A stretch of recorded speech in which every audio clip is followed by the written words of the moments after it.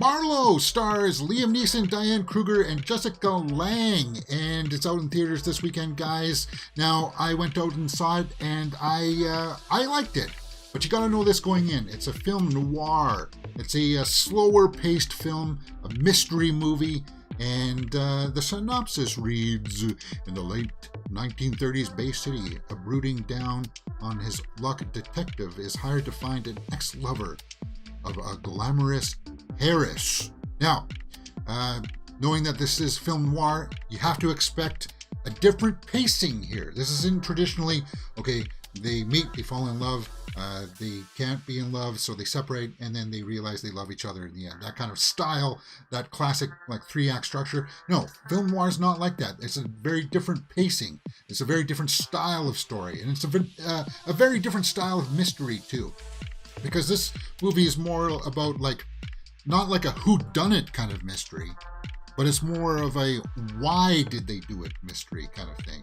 And if you can know all that going in beforehand, then I think you will enjoy this movie. Because the cast in it was actually fairly good. And Liam Neeson as Marlowe was pretty cool, actually. I thought it was very well done. But who else is in this movie? Diane Kruger was in it. She did well. Jessica Lange was in it. Colm Meaney shows up in this. Yes. Danny Houston, Alan Cumming. Very good cast. And it's got some haunting scenes in it where, yeah, it gets kind of brutal with the crimes that happen in this. I walked out of it pleasantly surprised because I heard that it was going to be like not all that entertaining. I guess people saw the trailers for this and they thought, oh, it's Liam Neeson. It's got to be action. It's got to be hard hitting. It's got to be quickly paced. And that's not what it was. So let's go over to the tomato meter and see what people said and see if I agree with them. 23% by the critics, 48% by the audience. I don't agree with it being like a 2 out of 10. It's not a 2 out of 10. The audience, let's round it up to about 5 out of 10. No, I wouldn't agree with that either. For me, well, let me just stew on that for a moment while we take a look at some of the snapshot reviews. Okay, let's take a look at a good one here from RobertEbert.com. Revisionist this may be, but it's done with smarts and perceptiveness and sensitivity. Yeah, and it just took some interesting turns. Yeah, it's stereotypical noir stuff that we've all seen before. Like, if you are a hardcore movie fan and you know this kind of material, then you're going to see a lot of stuff in here that, yeah, we've seen that before, but it was kind of updated a little bit for newer audiences. And I appreciated that fact. I did. And as I said, I had a pleasant experience with this in the theater. It's just under 2 hours, so it's not too long. Let's take a look at some of the bad reviews. From the New York Times.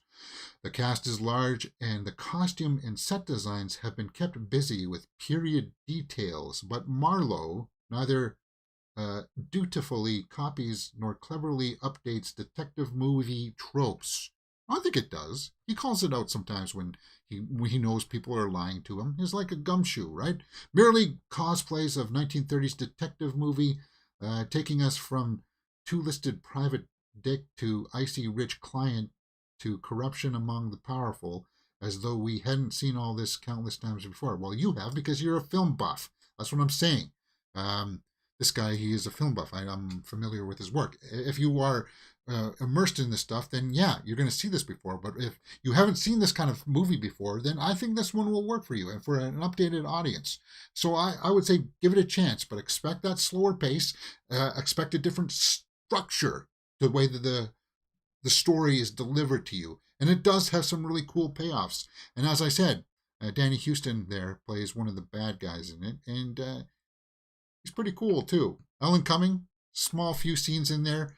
The guy who played Mr. Echo from the Lost series, he was also in this, and they kind of do something interesting with his character too. I can't pronounce his name.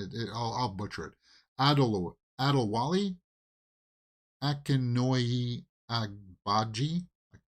Sorry if I'm butchering that, but yeah. Now, does the story have a few things that make you go, really? But it's Liam Neeson doing it, so it's kind of like, I dug it, man. I dug Marlowe.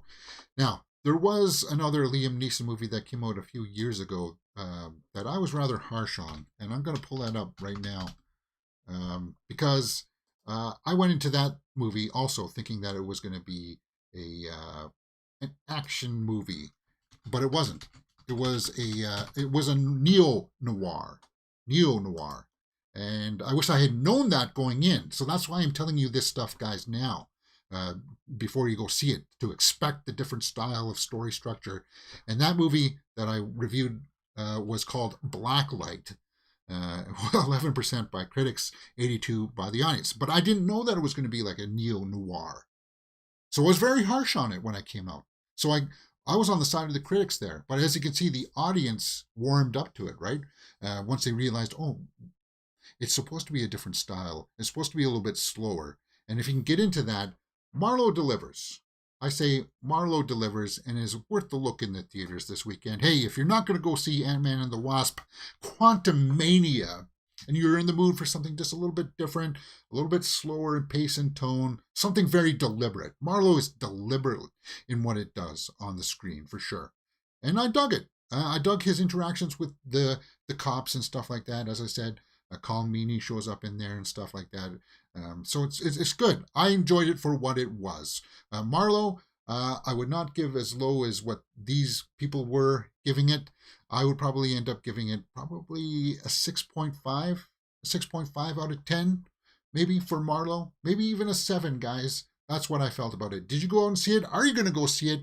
And hopefully you heed my warnings about its pacing and stuff like that before you go in, and then you'll get some value out of it for sure. I hope it's going to be doing well enough for a sequel, because it does seem like it's got franchise material there. I just don't know if people are going to warm up to the idea of a noir film in this day of age in 2023. But we'll have to see. All right, guys, that's my review. If you liked what you've seen, hit that thumbs up button and subscribe right there.